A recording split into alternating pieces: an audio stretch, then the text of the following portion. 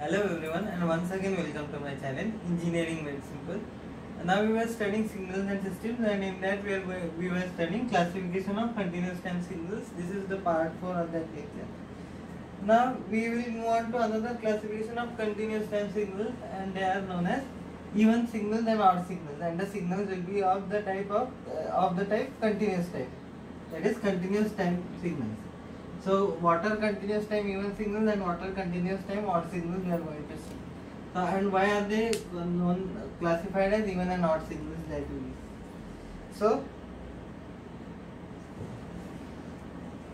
as we know, any continuous time signal, any CT, so any CT signal, continuous time signal, is denoted by x of t, where your independent variable is continuous time t. So any signal, continuous time signal, exhibits symmetry or anti-symmetry.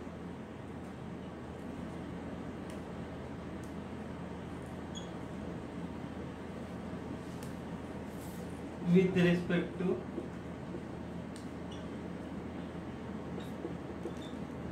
t is equal to 0 axis. Now what does this statement mean? So this is our continuous time signal x of t.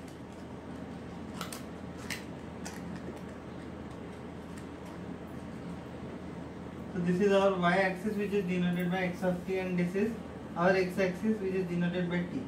So when I say symmetry or anti-symmetry with respect to t is equal to 0 axis, so what axis is equal to, when this is x axis, which is denoted by independent variable time t. So when I say any continuous time signal x of t exhibits symmetry or anti-symmetry with respect to t is equal to 0 axis. So where is this t is equal to 0 axis? So t is equal to 0 axis means nothing but y axis. So on this particular axis, your t value will be 0, exactly on this. So this is t is equal to 0 axis, and with respect to this axis, if a signal is exhibiting symmetry or anti-symmetry, so this concept is also needed when you study even and odd signals, because even signals are known as, the alternative name is symmetrical signals. That is, even signals are the signals which exhibit symmetry with respect to t is equal to 0 axis, and this is your t is equal to 0 axis I am talking about. So even signals are those signals who exhibit symmetry with respect to t is equal to 0 axis, and then odd signals are the signals who exhibit anti-symmetry.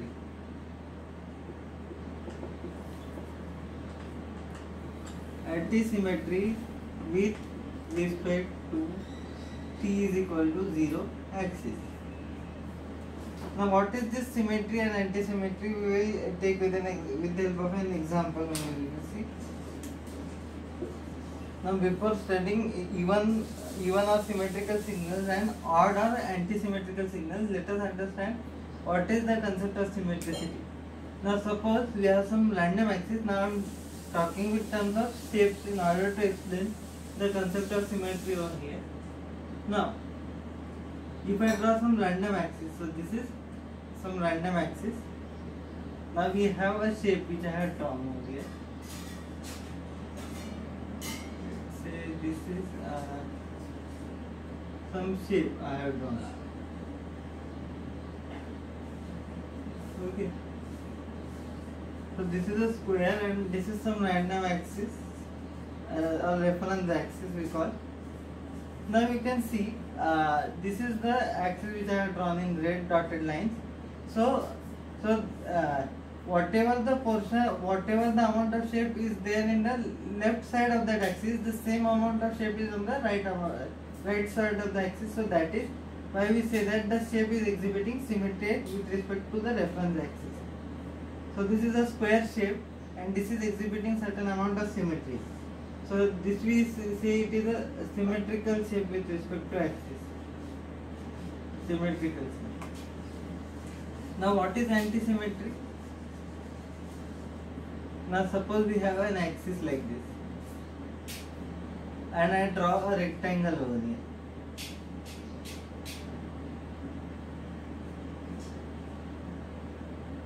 And this is our some reference axis. So I am not talking in terms of signals, okay? I am giving just an example of in order to understand what is symmetry and anti-symmetry with respect to axis. So when you are asked signals, you are not supposed to give these examples. This is only for understanding purposes. So this is a rectangular shape I have drawn, and this dotted line is our reference axis. So I can easily say that the shape is more on the right hand side of the reference axis, and it is only a few part or the few volume of the shape is on the or few area of the shape is on the left side of the axis. So this is an example of an anti-symmetrical shape with respect to axis. Anti-symmetric with respect to reference axis. So now the same concept of symmetry we are going to apply to our continuous time signals. So now let us understand those.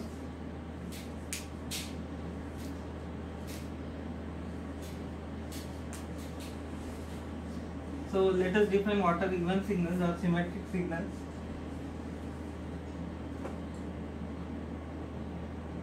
So even signals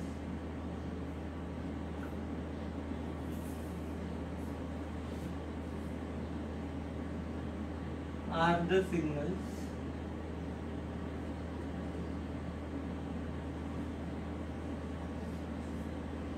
which exhibit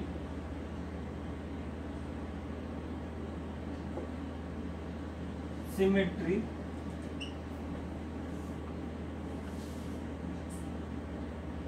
with respect to WRT, meaning with respect to t is equal to 0 axis.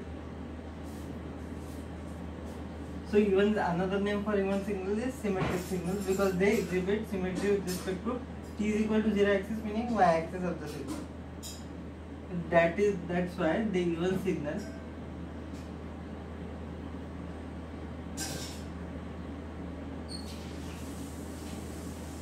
satisfies this particular condition.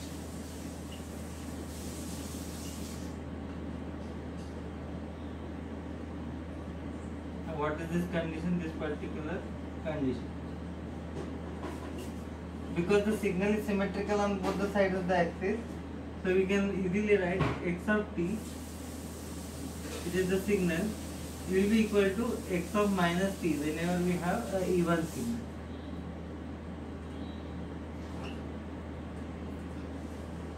Now what is an example of even signal? So since this condition is satisfied, so an prominent example in our signals and system of an even signal is a cosinusoidal signal. And by trigonometric relations also we know that as cos theta is an even signal, as cos theta as cosinusoidal signals are even signals, they also satisfy one more condition by trigonometry. It is cos of minus theta is equal to cos theta.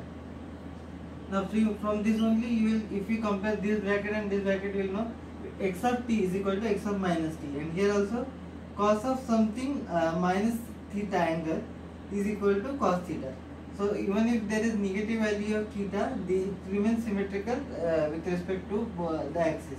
So that's why we can say cosinusoidal signal is an example of symmetrical signal or even signal because it exhibits symmetry with respect to the time t is equal to 0 axis, and it satisfies the condition x of t is equal to x of minus t. Now let us plot the signal to see whether it really exhibits symmetry or not. So we said cosinusoidal is even signal. So let us try and plot it. So x of t is equal to a cos omega t. So this is our plot. So this is time t, and this is how our waveform is symmetrical. See, because this axis here t is equal to 0, and and this will move from minus a to a because amplitude was a, because it is a cos omega t. So you can see, so whatever is on the left hand side of the y-axis, that is t is equal to 0 axis, it is symmetrical with whatever it is in the y-axis. So if you observe this particular portion and this particular portion, you will see that the waveform is symmetrical. It can be more symmetrical, but my drawing skills are bad. So you can observe that this waveform is spreaded equally on both the sides of the y-axis. So that's why we can say that cos theta or cosinusoidal signal is an even signal or symmetrical signal because it is exhibiting symmetry with respect to t is equal to 0 axis. Now we will move on to study what are odd signals. T symmetrical signals, odd signals are also known as anti-symmetric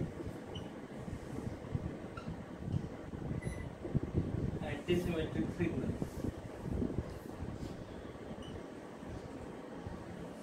So how do we define those?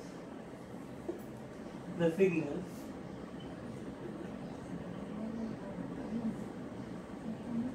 which exhibit anti-symmetry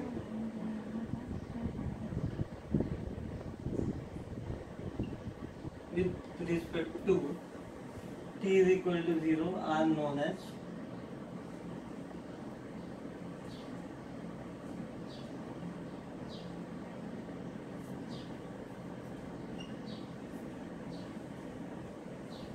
anti-symmetric signals. Anti-symmetric or odd signals. An example, common example of our odd signal is sinusoidal signal.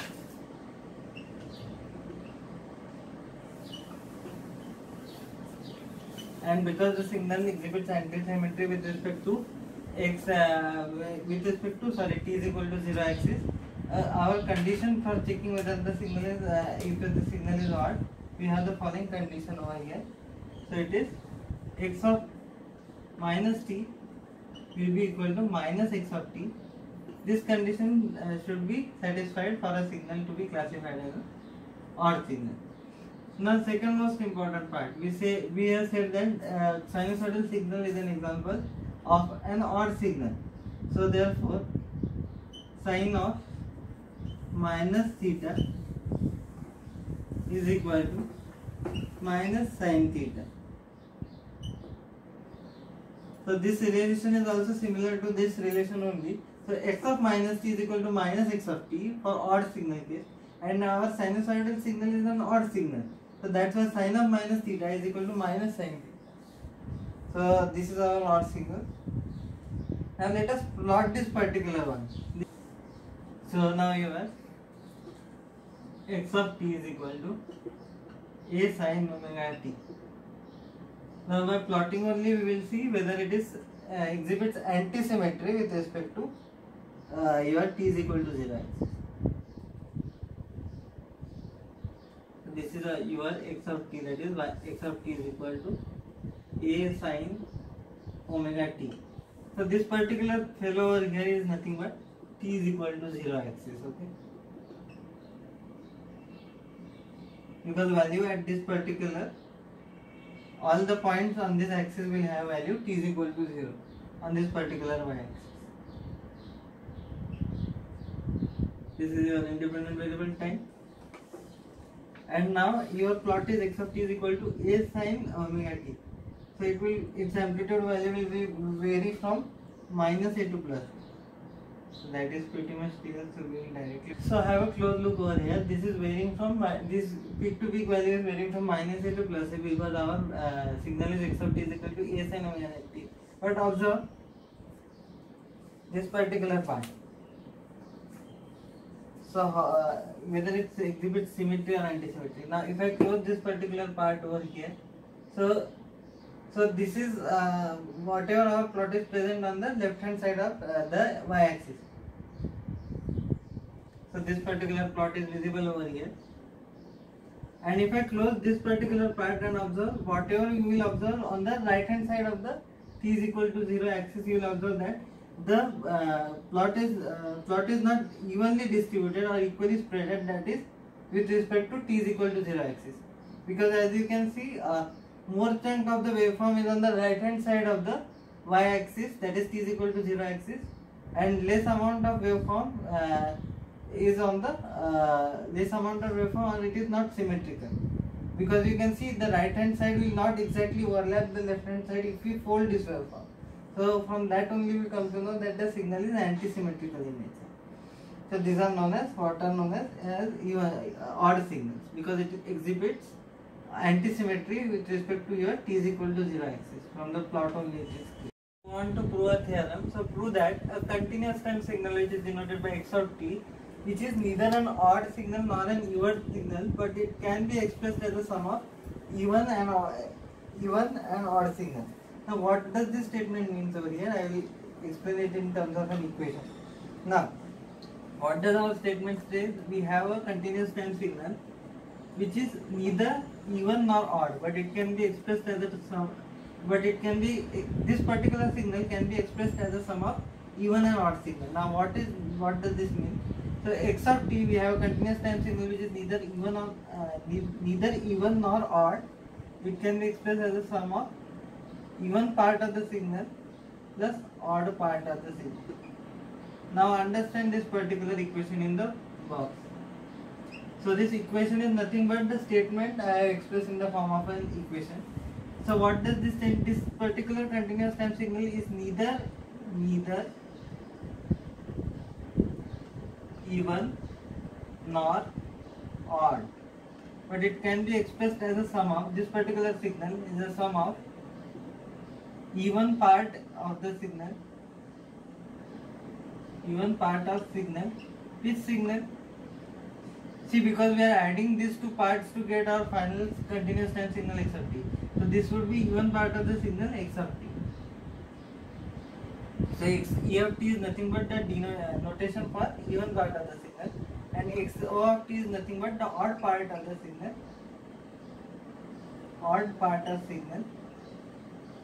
x of t. So what does this theorem statement state is that whenever we have a continuous time signal which is neither even nor odd, it can be expressed as the sum of the even part of the signal x of t plus odd part of the signal or x of t. So here we have our complete signal x of t, which is expressed as a sum of the even part of the signal which is denoted by x e of t, and we added with the odd part of the signal to get the final signal which is x of t. Now how do we obtain the values of xe and xo of t? So we have to prove the same thing. So understand this. So even part of the signal xe of t will have value half of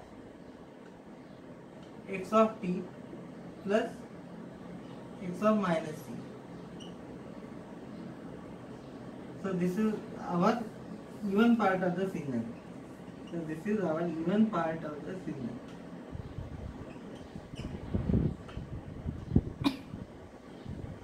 And for odd part, xo of t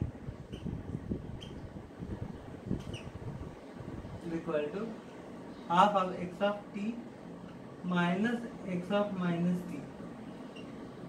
So let us label it as equation number 2. And this is our odd part of the signal.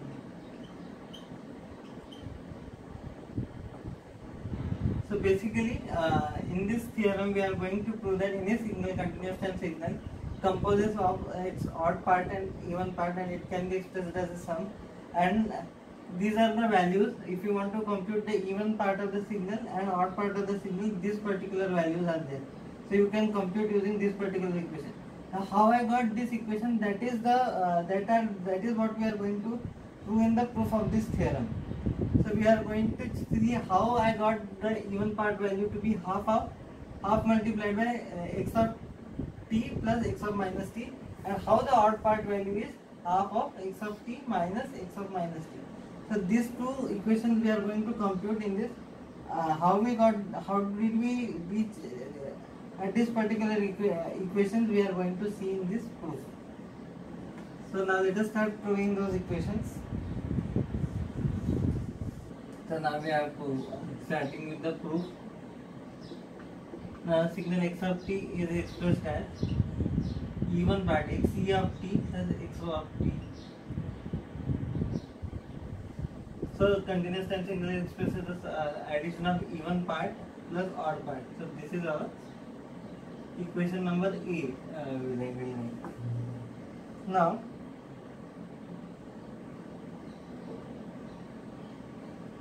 so this is our equation number A.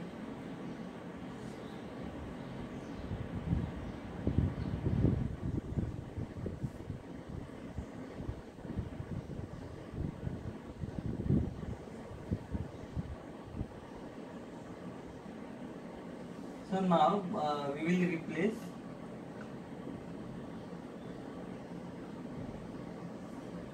t by minus t in equation A. So now we have equation A. We will replace wherever there is t present, we will replace it by minus t. So x of minus t is equal to x e of minus t plus x of minus. So this is our equation number B. Now when we were studying the definitions of even and odd signals, we studied a relation. So for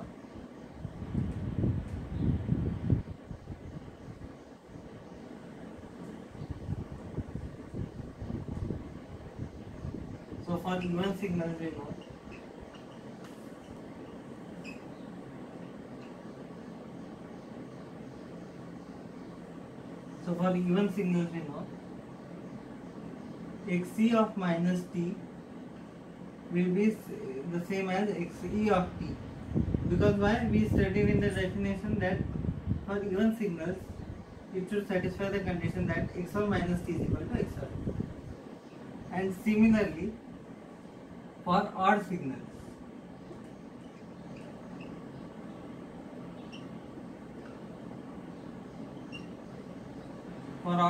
what we have? So xo of t, which is the odd part, so xo of minus t will be the same as minus xo of t. Why this is so? Because by definition of odd signals we have x of minus t will be minus x of t for your odd signals. So this is the reason behind it. So we have to use these relations. We will put it as C, and we have to use these relations obtained in equation number C, that is this particular one, that is xo of t. This is the reason actually. These are not actual equations. So this is the reason for which the terms we get. So these two relations, that is xe of minus t is equal to xe of t, because this is an even signal, and for odd signal xo of minus t is equal to minus xo of t. So I have combinedly named this equation as C. So these two equations C, and we have to use whatever we have obtained in equation number A and B to find the even and odd parts of the signal. Now let us start doing those. So we have equation number A is x of t is equal to xe of t plus x of t, and then when we replace it, and then we have equation number B, that is x of minus t is equal to xe of minus t plus x of minus t. So let us start finding the even part of the signal part. So I request you to write this whole thing down. I am erasing because of the space constraint. And B we have, and you have equation number C also. Now observe this carefully. Now in equation B, now we are supposed to add these two equations together in order to get the even part of the signal. Now how will you add these two equations? So here you have independent variable t, and here you have independent variable minus t. So you can't actually add these two directly. So in equation B, we substitute the values which we have in equation C. So now after substituting,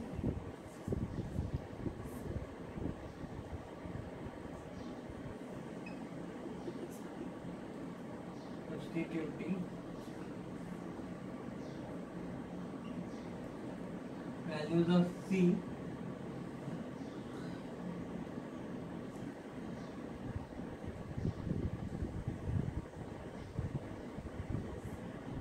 in equation B we get.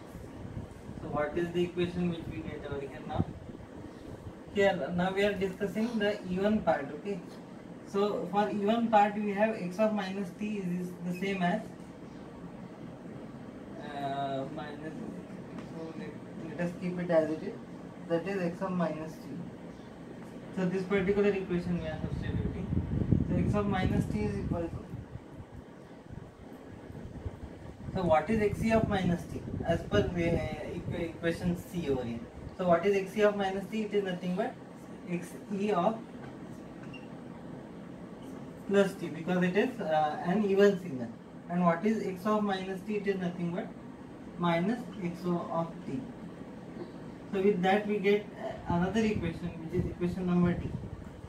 So this is our equation number d. So we have equation number d as x of minus t is equal to xe of t by replacing xe of minus t with xe of t because of the relation, because it is an even signal. So xe of minus t will be the same, xe of minus t is equal to xe of t. So that's why. And x of minus t will be replaced by minus x of t. So from equation B, on substituting values obtained from equation C in equation number B, we get equation number D. Now we have equation number D, and then we have equation number A over here, and we are interested in finding the even part. So when we are interested in finding the even part of the signal, to find even part, we need to add equation A plus equation B. Now let us start adding those. Now this is equation A. So x of t is equal to xe of t plus xo of t. And we are supposed to add. And equation D is nothing but x of minus t. But xe of t minus xo of t. And we are supposed to add these two. So what we get? The left hand side of this is equal to get x of t plus x of minus t is equal to 2 times xe of t, because addition is there, okay. And then this plus x of t and minus x of t will get cancelled. So we are left with what is the even part equation. I will write it over here.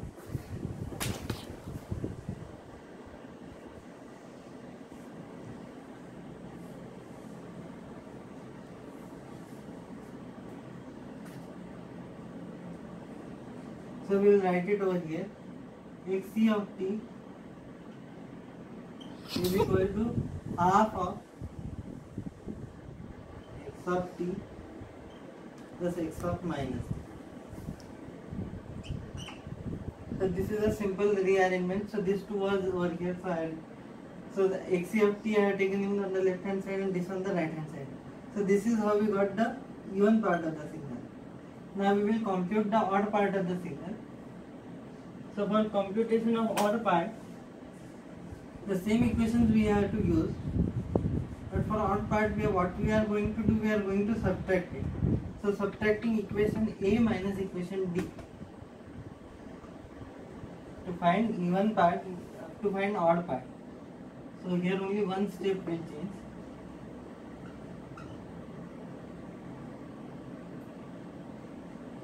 So I will add this again only. So of t minus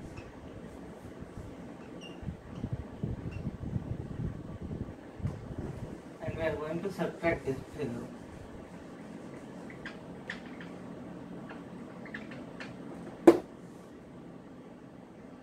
So when we subtract this, have a close look over here. So now we are subtracting this, so left hand side will be x of t minus x of minus t is equal to. Now we are subtracting it. So here there is no sign, here it is, so that's why here xe of t is positive, so here it will be negative.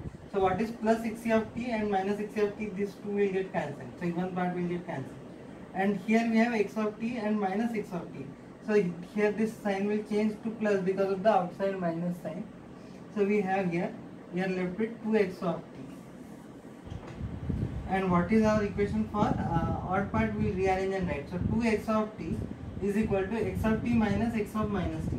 So after rearrangement we can write x of t.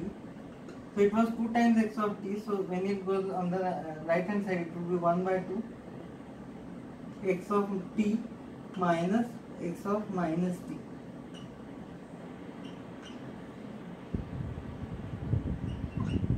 So this is the odd part of the signal.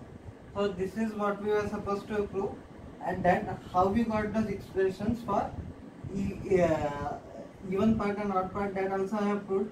That is x of t is equal to half of x of t minus x of minus t is the odd part, and the even part is just the plus sign in between, and that is the even part.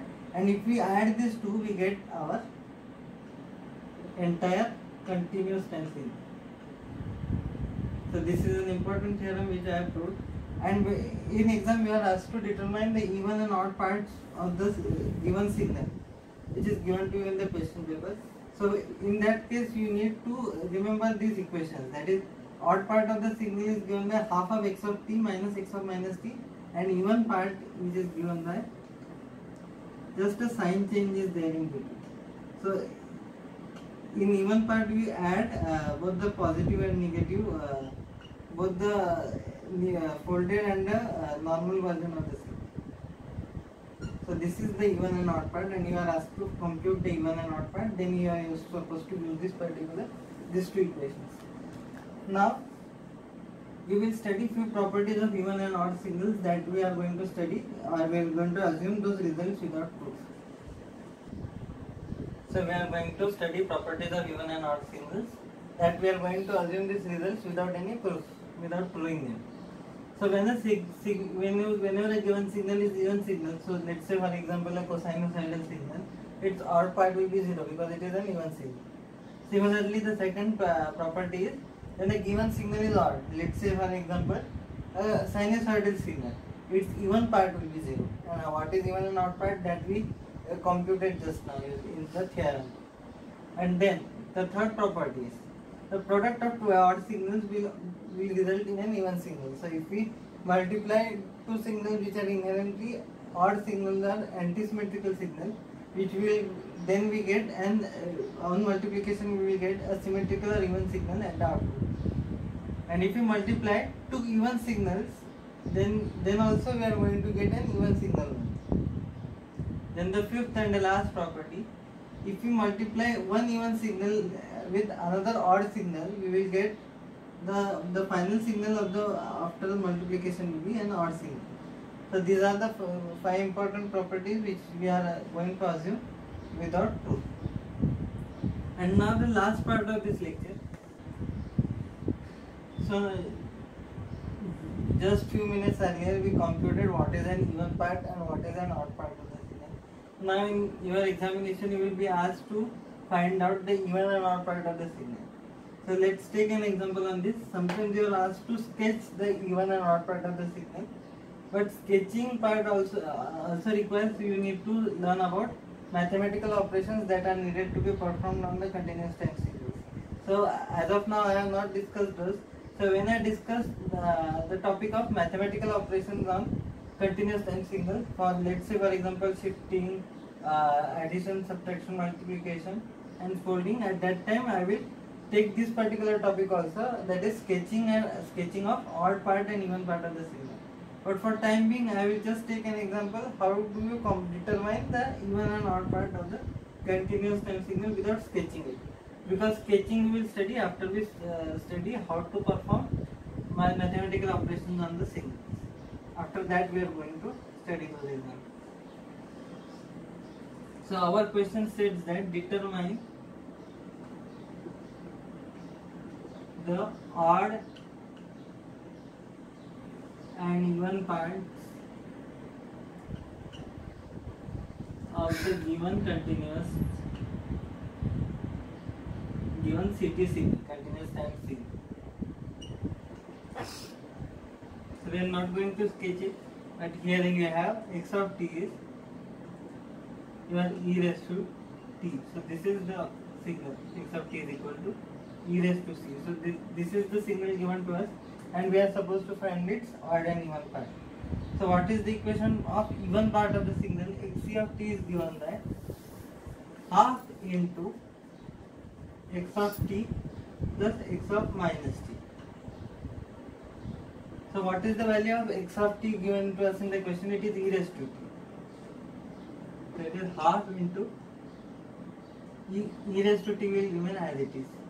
Half into e raised to t plus x of minus t. Now what is the value of x of minus t? So replace t by minus t in this equation. So we have plus e raised to minus t, because e raised to minus t is the value of x of minus t. This is equation number 1.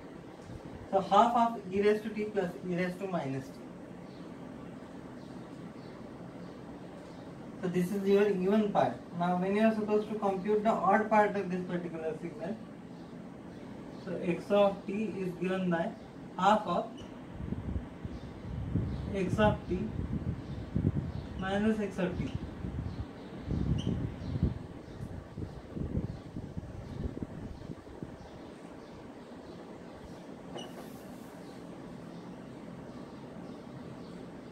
So now x of t value is as it is, that is e raised to t. And what is x of minus t? It would be replacing t by minus t in this equation. So x of minus t will be e raised to minus t.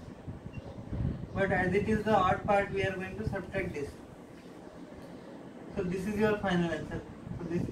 So this equation number 2 is the odd part of the given signal x of t, and equation number 1 is the even part of the given signal x of t. So this is how you have determined the even and odd parts of a given signal using equation we just derived using that tool.